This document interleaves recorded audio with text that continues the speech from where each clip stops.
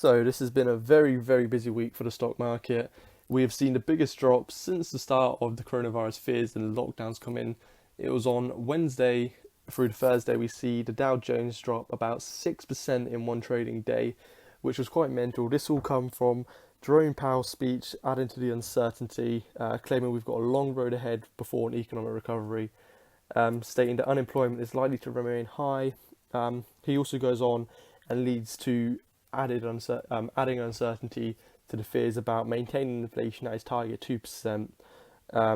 There's a lot of fears now and talks about the US maybe facing a deflation, which essentially means with time the value of your money goes up, which hinders spending even more.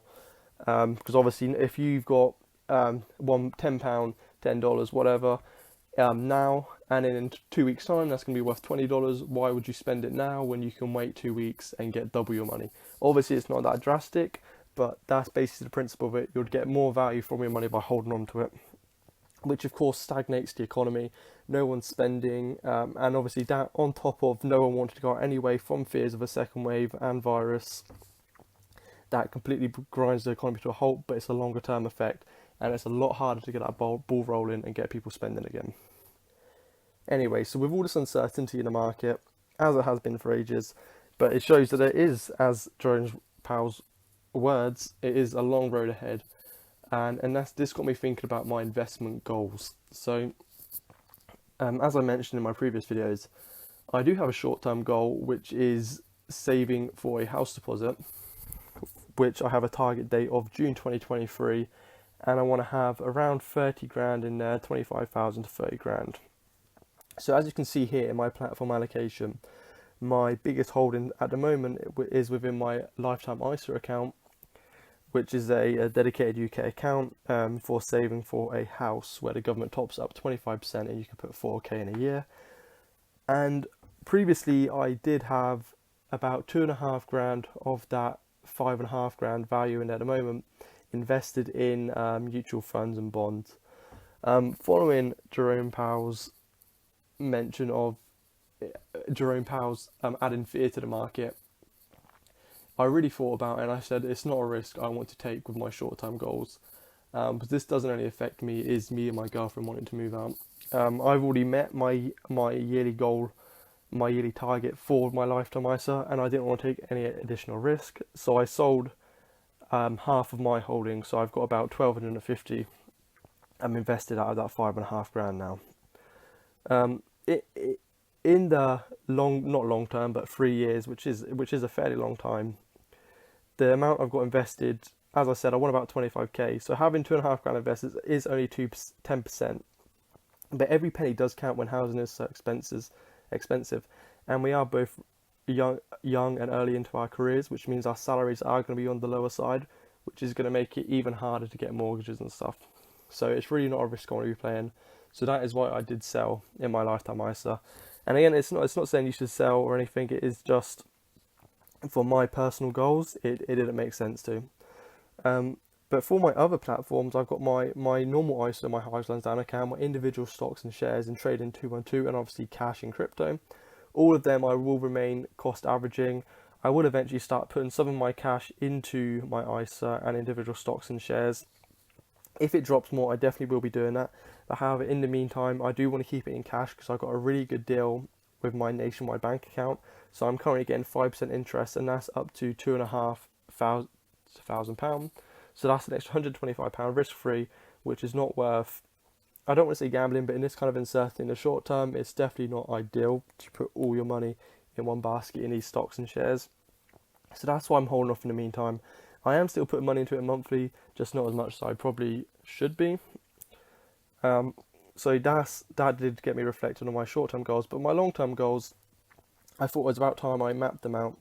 So as you can see here, I have an initial target of 100,000, and by using the market averages of 7% and how much I can invest, it's looking about 2029, 2028 before I reach that goal of 100,000. So what I'll do, I'll start off this year first of all.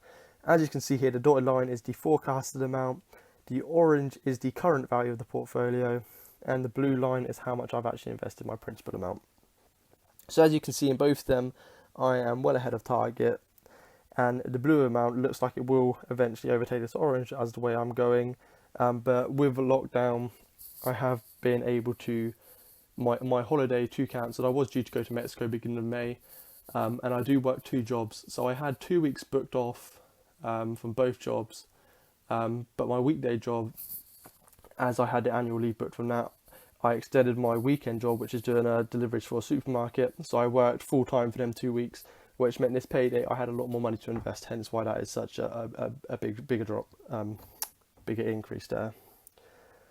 And then so with this, obviously this will update year on year, and you should be able to see some difference. You won't be able to see any noticeable change until 3 or 4 years really.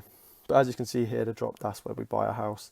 And up in 2028, it shows the amount. So I should have had around £61,000 invested, taking out the 26k I estimated for my house deposit, and then the value should be £100,681 from £61,000. So in about 8 years' time, I would have had about a 50% increase year on overall. And this is all the data I put behind it. So as you can see here, I've got the amount I invest each month, and then a cumulative amount, and then how much it'd be with that compounded from 7%. So then once I get the actuals, I put that in the year. This is quite a neat little thing I implemented to my dashboard as well. So this is on the main page here. So it shows how well you've done in each month, and so that's got my total gain and loss, the value and percentage gain, as well as the in-month gain. So this is something I wanted to do because as I did essentially time the market with my lifetime ISA, I actually done it before when the lockdown first started, got announced. So I did sell, I think, when I was about 10% down. So I sell myself about 20%, and then I also shorted the market, and I made about £450 off of that, which is a really nice return. I shorted about £2,000 worth of the FTSE, and I made about 20% on that. Minus fees, I think it was probably about £370 I made. So that was a brilliant, really lucky move. Was a bit of a gamble, but it did pay off. But where I did take that risk, that's why I'm not really trying to push my luck. And it like I said, it's mine and my girlfriend's future on the line there, so I don't want to gamble it too much. So yeah, this is quite a cool little thing I done. I think the goals are quite realistic. Obviously these will vary. It's not the 7% a year, I believe, is from the S&P 500 over a 100-year time period, but obviously there's years where it goes up 20-30%, other years not so much, and then obviously some years it's negative. So hopefully by the retirement age it would have evened out by that, and I would have had a few lucky runs. And also this accounts for a equally attributed deposit amount each month, which won't necessarily be the case if it does drop a 10 or 15% or more, especially in the upcoming months, which I am expecting it to. I will be dumping a lot more money into it, which will bring my average cost down, average cost of the fund down, which in turn would increase the overall returns in the future. So that's another reason why I was getting back to my point. My in-month gains, I wanted to track these so I can compare it against the S&P 500, see how much my kind of portfolio performs against that, and see if it was worth how I allocated my resources, including my cash, because I know a lot of people are saying time the market, it isn't possible. It's all about timing the market, which I do agree with. However, like I said, I don't want to pass up on this opportunity. So these are my investment goals. This is the kind of strategy I'm doing. I'm obviously focusing on my short-term goals, because obviously this isn't all-out expense. You can think of the property as an investment, and of course not just monetary, but it's also about quality of life and having something you can be proud of and enjoy. So that's something I'm very much looking forward to. But also it's nice to have this kind of allocation of my portfolio behind me, to know that I've got something to fall back on, and a bit of freedom and money growing on the side, as well as me working full time. So if you guys enjoyed, please leave a like. Let me know in the comments below what your investment goals are, and thank you guys for watching.